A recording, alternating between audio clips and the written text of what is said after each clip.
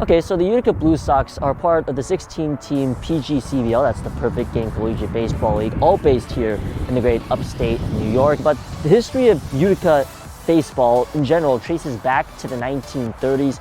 There was many teams under the Blue Sox name. They were an affiliate for 8 different Major League Baseball teams at the lowest level possible in the minor leagues. Miguel Cabrera once played here. Many former Major League Baseball players have actually stepped foot here in Utica and on this great field at Donovan Stadium, at Murnane Field. Many former baseball players have played on this field. It is a field rich with history. It's a team really rich with history. This iteration, though, is still relatively young franchise, only around 12 years old, but looking to turn over a new leaf this season in a big year for them as a franchise.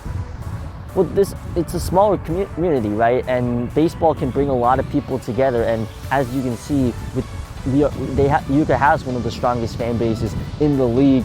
We always want to provide a fun, affordable experience with in between innings to get the kids focus in place. You know, yesterday there was the first team practice. A lot of kids were there in hand to watch the practice, play catch with some of the players, just staying very connected to the community, getting to know the players who come from different parts of college baseball in general, mainly around the Northeast. But there's some guys that come up from different places just to play here for Utica. Utica is a hotspot location. It's one of the best run franchises in this league. So, and being close with the community is a big, important part for this team.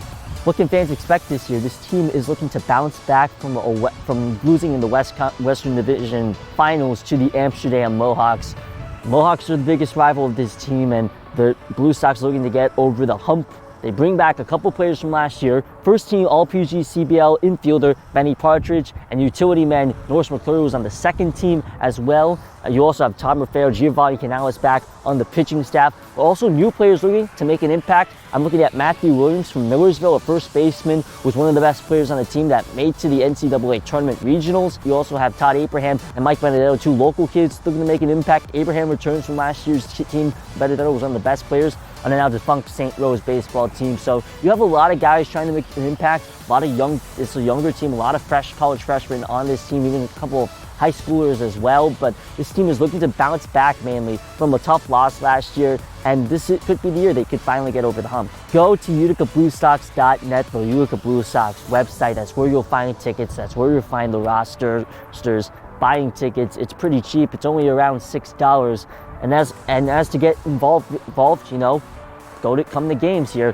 Fan engagement is really the most important part of any sport in general, and you know, you have the between innings experience. There'll be games for kids to play. It's an engaging environment.